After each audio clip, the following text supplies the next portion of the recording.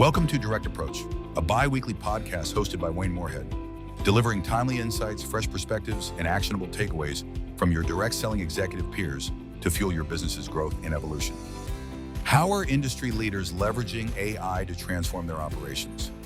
In this episode from the AI panel at Spring DSU, you'll hear from Peter Griscom, SVP Global Operations for Mannatech, Gareth Hooper, CIO for Sunrider and Patrick O'Neill, COO for eXp Realty, as they share strategies for boosting efficiency, enhancing customer experiences, and driving innovation through AI.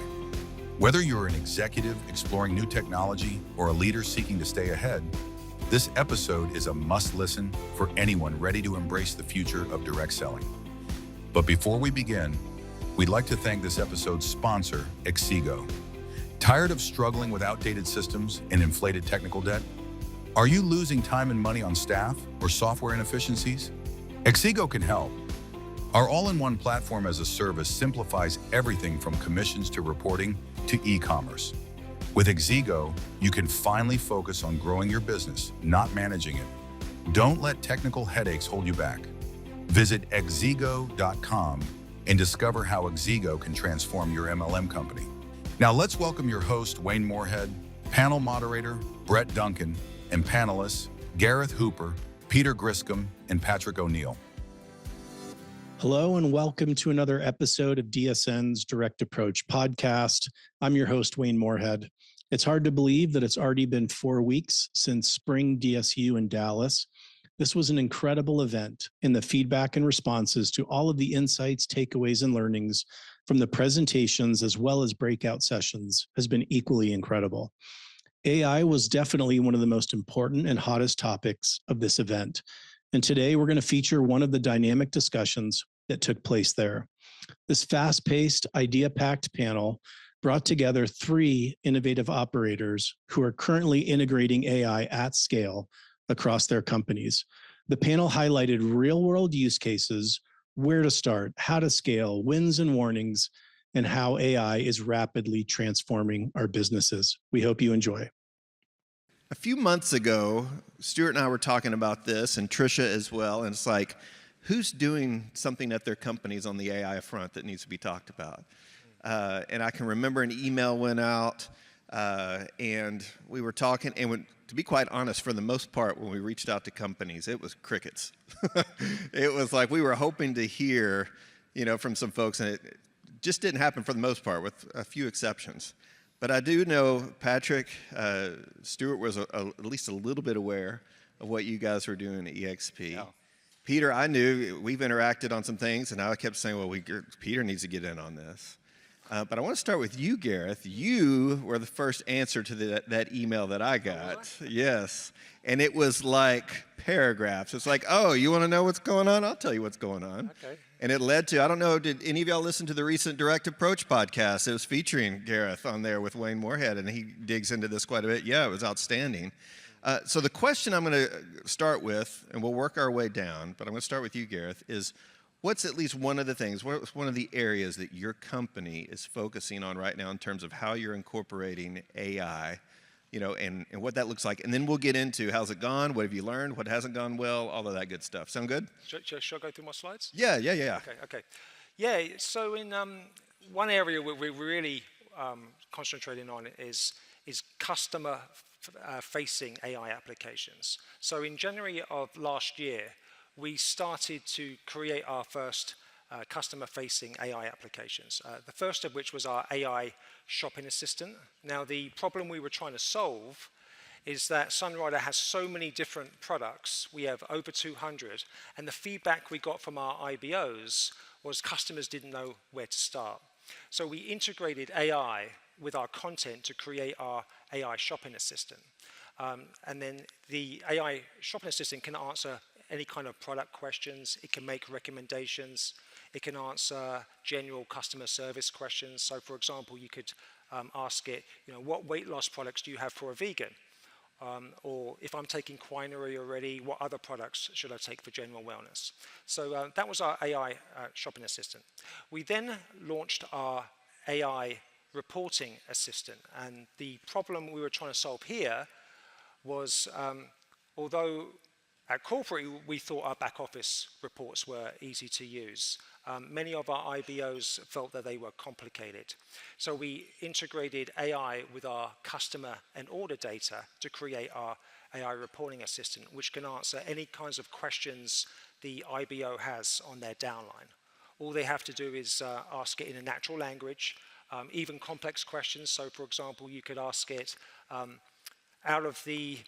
out of my new customers from the last 3 months, who ordered skincare, who hasn't ordered K-Pure yet? So complicated questions like that. And then the last AI application we launched last year was our AI coach. Our IBOs literally wanted us to create an app to tell them how to run their business. So it would tell them what tasks to do, what to prioritize. And so the AI coach literally creates a personalized to-do list of actionable tasks for each IBO. It's not generic, so it doesn't just say go to your reports and see whose rewards are about to expire. It's very specific, so it will say John Smith's rewards are about to expire. He's got $30 worth of free product. His cell phone's this. His email's this. So, like I say, very specific. Also, each of the tasks are prioritized by the most important first. The IBO can mark each task as complete. They can discard it or snooze it 24 hours. There's also onboarding tasks as well for brand new IBOs. The first thing we want an IBO to do when they join Sunrider is download our mobile app. And then we also have a churn predictor as well, where we use machine learning to predict who won't order again, and hopefully the IBO would reach out and save them. So that's what we're doing. Wow. Yeah. So a few things here, okay? First off, on the back office reporting, I mean, how many of us hear from the field all the time, oh, you know what I need is a report for this? And it almost sounds like, based on what you're doing, like, I think you said K-Pure, was that a product? Or Yeah, that's yeah. And so it's like, you've just created an AI engine to be able to say, well, the data's there, just ask it. We don't have to necessarily create the report, just ask it. Exactly, exactly, yeah. That's because again, depending on the data that people are looking for, it may require, before the AI, it may require you to download data into Excel and then manipulate it there. And many of our IBOs, they're just beyond them. And so they don't have to do that now. Got it. And we'll have more questions, but I'm just curious at a high level. Are these things that you built in-house, worked with partners? Like, how did that work? Yeah, that's a good question. So we worked with an external partner to help us set the foundation, as I call it. So the integration between the AI and the content and the AI and the data, we needed an external partner to help us with that. But once that was done, we could then build our own applications in-house then, because that's really the hard work is really getting the integrations done, and then anything after that is more just incremental effort. Okay. I'm going to come back. I'm curious about some things, but let's go over to Peter here. Peter, what are some, I know one of the areas you reached out on that I had not even really thought about was, and I know you're doing a lot of different areas at Mannatech, but supply chain and margin prediction and forecasting and things like that, as well as customer service. I mean, how are you guys incorporating AI at Mannatech? Yeah, so for us, it really started out of necessity. When I came in, we had an immediate problem with excess inventory.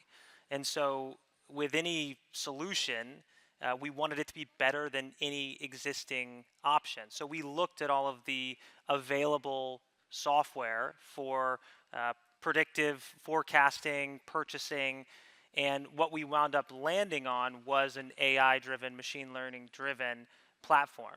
And we orchestrated that all together with another system that allowed us to improve the supplier communication, so it automatically prompted suppliers when purchase orders were running behind. That allowed us to not only reduce headcount and improve the efficiency of the business, but also get significantly better forecasting. And so we ran this side by side our existing Excel spreadsheets for a period of time, and it was substantially outperforming, far more accurate. And so as we made that transition, we were then able to go fully onto the platform, and we've now built our own in-house platform and replaced that external platform. So we've sort of just evolved alongside of it. And that has been transformative. We cut our inventory balance for finished goods in half, freeing up millions and millions of dollars in the process. So it's been huge, and we've been able to do that while being more efficient from a headcount perspective as well. So when I think about use cases, oftentimes operationally, there are far more immediate benefits because the data is so much more concrete, it's so much more available than a lot of the customer-facing options that we could see, at least in our business. On the customer-facing side, though, we had some other challenges that were easy to solve. So we similarly made a chatbot. We have a resource library. 30 years of business, you get a lot of resources, right? And the associates want to be able to find what they want to find instantly. So we uploaded our resource library as a knowledge base and created a chatbot for that that was multilingual out of the gate. So able to answer those questions that are so critical when they needed to be answered and reference the actual resource that they were looking for. And that was valuable, and that gave us enough momentum to move into AI contact center, which a lot of people have tried and seen limited success with or seen great success with. And we, similarly to what we did with inventory, we took an iterative approach to that. We started first and foremost with that chatbot. Once we knew what we could do, we moved on from there to some early stage models. We ran into a problem. AI is pretty dumb without a memory. So you needed to have something that was better than a human on the phone. It needed to have a memory layer. So we wound up integrating a memory layer, building all of that, and now it's taking phone calls and it's multilingual. So again, running that side by side to humans, again, proving that this AI agent is providing a better experience because it speaks their language. There's shorter hold times. It's available 24/7. We don't have to staff up on the weekends anymore, or at the end of the month, we can just take those calls with an agent. And because we're moving over and have moved over to BigCommerce, it can now take orders as well. And so it can do just about everything a human agent can do. And this allows our actual human agents to provide a better experience. They're not rushed. And it's been a fantastic boost from efficiency and profitability perspective. Yeah. Well, and I think too, I mean, Mannatech's a global company, but even just in North America, I mean, it is, everything, as I understand it, goes out English, Chinese, Korean, Spanish, just for that market, and so this is obviously helping a ton, even just on that front. Yeah, absolutely. I mean, for us being global, the biggest complaint we get as we listen to our associates, especially the Latin market and the Chinese market in the US and the Koreans in the US and globally, is, hey, we want that resource yesterday. So being able to have all of those things accessible much faster, but also being able to load them into the knowledge base in English and have the agent on the phone translate in real time is pretty remarkable. And there's no latency with what we've been able to do. So it feels like you're talking to a real person, and it provides that wow experience that we want to offer. Wow, thank you. So Patrick, different, we're talking nutrition, 2 nutrition companies here. That's not what you're doing, but I mean, maybe inside the home that we sell. Yeah, exactly. But documents and paper trails and everything. But I was hearing you were sharing at the CEO forum. I mean, you guys are really taking it to the next level and asking people to help you take it to the next level. Tell us what you're doing at EXP to incorporate AI. And it sounds like just about everything. Yeah, it's so EXP is EXP Realty, largest independent brokerage in the world, and we wake up every day to think and be and operate as a startup, and we just happen to make $4.6 billion a year in revenue, and we're a public company. And our approach around AI was to go out and buy over 1,000 licenses for our staff, the enterprise account, and turn them loose and see what happens. And that's that entrepreneurial spirit of just put it out there and crowdsource it. And it did not take long for our staff to be able to generate and create. I think today we have a little over 1,000 custom chat GPTs, and we're all just trying to figure out what's happened and what are they doing. And some of the stuff is just like crazy phenomenal. You have, of course, all the things that you would expect: training material, reading documents, building documents, all the content creation. We have email management, calendar management.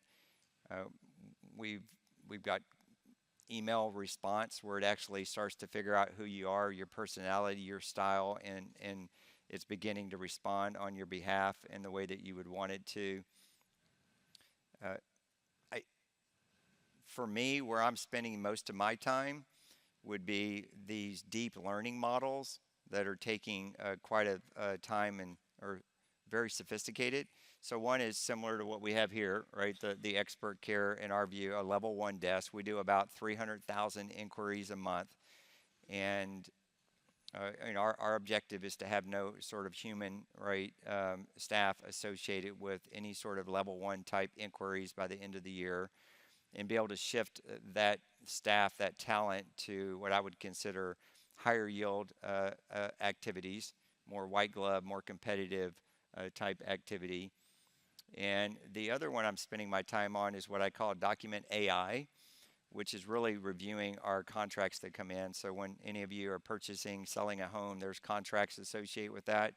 And we can do around 50,000 or so of those contracts just in the United States alone a month, right? So 50,000 is a lot of volume, and AI is really giving us an opportunity to be able to potentially 2x, 3x that from a productivity perspective. And I think that we can start to have faster turn times for our real estate agents. Today we average about 22 hours to be able to turn contracts around, and they're big bundles. You know, when you go sell or buy a home, they make you sign so many things. Yeah, well, we're reviewing all those documents to make sure that they are what they need to be. So yeah, quite a few documents coming in. AI's, I think, can give us a 2 or 3x on productivity. I think it can equal, maybe better from a proficiency perspective, and most certainly, I think it gives a better agent experience. But those are some of the things that we're doing. You know, even looking at how we match a mentee with a mentor, like a junior just getting started real estate agent, matching them to a mentor. We're using AI to figure out how we can be more sophisticated in that matching. And I've seen a 70-something percentage point improvement in the rating that a mentee will rate the mentor, meaning we're doing a better job of matching with AI having a little more logic into it. Some of the things that, well, there's one thing that actually surprised me last week when I was asking a lot of our brokers, you know, what are you doing with these 1,000 custom chat GPTs? And several of them told me that they use it for self-affirmation, like a buddy. Like, I just had a really, really difficult conversation with a real estate agent, and I just take a break and I just start chatting with my AI bot and say, make me feel better, you know, pep me up, give me a pep talk.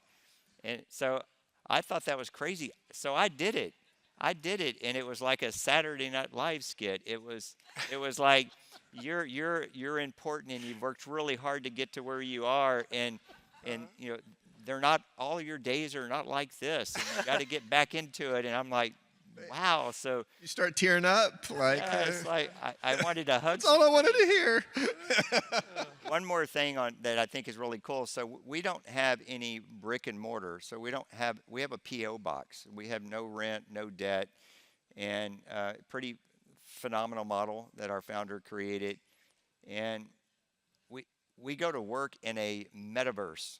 So I have an avatar.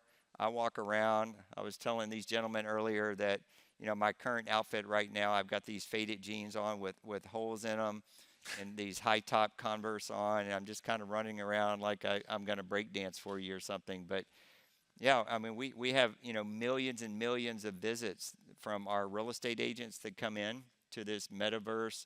All of my staff there, I'll do a town hall. There'll be 2,000 members of my staff with all these little avatars and all these emojis flying around. But one of the cool things that we've got going on right now is if you're dated or you've ever seen the Jetsons, the cartoon back in the day, you remember Rosie? The Rosie robot would run around. Well, we have Sasha. And Sasha runs around our metaverse, and she's just answering questions, and her repository and knowledge, right, is all coming from, you know, sort of the AI component of it. But it's pretty fantastic. Patrick, that's so out there. I don't even know what follow-up questions to ask. But it's fascinating. It's awesome. I'm gonna start with you, Gareth, but I want this to go down the line too. So, based on what you've done, kind of summarize for me what's gone according to plan, what hasn't. Anything you can share in terms of results, cost savings, growth, time savings. Fill us in. Sure. Well, what went to plan, we did roll out the 3 AI applications to 30 countries and in 17 different languages. So that went to plan. We're real proud of that. But it certainly wasn't without its challenges. The first one was with our AI shopping assistant and the dreaded hallucinations. So we had this monthly product spotlight of a product called Veros. And I'd never heard of it, so I put it into the shopping assistant and said, tell me about Veros. And it said it's a supplement for males, it increases energy, but you may also like libido enhancer, okay? We don't have a product called libido enhancer, so completely hallucinating, and so we had to quickly jump on that. Also, each language had to be tested separately, which is very time consuming, and with 17 different languages, it took a while to roll out. And then let me just, so I know we need to be a little good on time here. So then on some of the savings and improvements that we've seen. So with the AI shopping assistant, we've seen a significant increase in conversion rate for new customers, which is great to see. And then internally, kind of employee productivity wise, about 30% of our code in IT is now generated through AI, and that saved hundreds of thousands of dollars in developers we don't need to hire. Well, and it saves the brains you do have working on the things that Right. you really need them for, right? Yeah, which I think is one of the biggest perks of incorporating AI as much as possible is I need to reserve this thing for, the really important stuff. Right. Peter, what are you guys seeing at Mannatech in terms of what's gone according to plan, what hasn't, savings, costs, growth, anything like that? Yeah, so for me and for the team at Mannatech, we have done a ton of experimentation. I mean, if you ask anybody, there's probably 15 different tools floating around at any given point. And I think that's been fantastic because I could ask anyone on any of the teams, any of my teams, any team globally what they're using, and I might hear something a little bit different. So we've sort of let that go as far as we want to hear what people are using, what they're finding useful, and we're winding up with the best solution through that process. So the experimentation has been fantastic. I think we've constricted that intentionally. We're not doing a lot customer facing as far as churn prediction, upsell, cross-sell, next best offer, because we simply didn't have the data necessary. So the thing that I would say is foundational is we took a deep dive and looked at what was available, and if you don't have a depth and breadth of data to give adequate information to whatever model, whether it's machine learning, AI, whatever, it's not going to be accurate to the point that it's more beneficial to your business than buying something off the shelf or buying something that's an existing bit of software. So that is something that I would say is critical, is making sure your data is where it needs to be. That is a foundational piece. I think one of the things that I would say initially, I'm an entrepreneur. That's my background. I've started businesses. I get distracted easily. I like to do a lot of things. And so we did probably start too many projects when we first got going. And so narrowing it down to be very focused has been something over time where now, again, we're starting on something, we're seeing what's out there, we're making sure it's better than anything else we can find already off the shelf, and then we're working through running it side by side, and then once we've proven it works, we move on to the next step of actually deploying it across the globe. And that process has changed the way that we think about it, and again, has really transformed the business, allowed us to be substantially more capital efficient. So with less headcount, with less software cost in total, we've been able to reduce inventory, improve the customer experience, right? Improve customer satisfaction, improve our promotions, all of these different things, and the throughput of our people is substantially higher. I think it's also, can't speak for all of the team, but I think everybody enjoys working a lot more because we're able to spend more time on those creative processes and less time on the day-to-day, answering emails when it is really just right available and your AI agent can do it for you. Patrick, any results kind of come top of mind for you as all the things that you guys have been doing that you look at? Well, if you think about some of the, I don't know if they were learnings, but I think we've had some validation against some of our assumptions. And the, field of dreams, sort of build it and they will come. Well, we went out and spent a lot of money with really not a lot of ROI thought. We felt like if we put all those licenses out there, that our frontline staff would figure something out. And we're going back-to-back months of record-breaking NPS, so our agents are celebrating us. We're hitting numbers that we've never hit in the history of the company, so we feel like maybe that's working. The other thing that I think we appreciate is that AI is not like implementing another software. It's like recruiting another colleague. So the care that you put into recruiting another staff member is the same care that we're taking when we introduce AI. And part of that is putting in sort of the work up front. So we've gone in and we've delineated all the tasks, manual, automated, or AI, in a as-is current state. And then we sat around and thought, what would we want our to-be, our future state to look like, and where would we introduce AI and automation? And then in between the as-is and the to-be, you come up with a gap, and then you can be more strategic in how you would sort of introduce AI. And we're seeing some really good results in that approach. Gareth, I know you've championed this a lot at Sunrider. Any tips in terms of, there's companies out there now that are like, I like everything I'm hearing. I would love to do all of that. I don't really know where to start, or I'm scared to start. So what tips would you give them? Yeah, just a little bit like we talked about. I think for the customer-facing AI applications to be really useful and meaningful, you really need to integrate AI with your content and your data. So I really would recommend using a credible third party to help you do that if you can't do it internally, at least to get you started. That's the first thing. And then the second thing I would just say is don't be overly ambitious with your first AI application. Just a very simple use case that everyone understands would be a good way to start. And for us, that was our AI shopping assistant. And forgive me for this, just thinking in terms too of, so you're head of IT, right? Over that, right? In technology. Peter, you're over ops, which I think IT rolls under, but you're over a lot more than just IT. And then you're operations as well, right? And does IT fall under that, or no? So to me, that's fascinating because, we've got IT's driving it at one company, we've got ops at another, opposite where IT doesn't even, drive it a lot. And so it's not just an IT thing, I guess, is the point I'm trying to make here. And it obviously crosses over lots of different borders as well. And so, take that for what it's worth. But anything, we've got a couple seconds here. Any final thoughts? You're like, people need to know this, Patrick. Yeah, I would say to your statement about ops, IT, our future, which is now, is that we want to be able to be what we would call a citizen developer type organization, which is allowing anyone in the organization at any level, any department, to be able to sort of innovate and problem solve. And some of the stuff, it's funny because you hear hallucination, and I know a lot of people giggled in one of our other sessions earlier in the week. Then you have, cyborgs, and you have centaurs, and then you have antibodies, AI antibodies. Like it's a Dungeons and Dragons game going on here. It's like, I don't know if we're in Clash of the Titans or Star Trek or what, but there's some crazy stuff going on.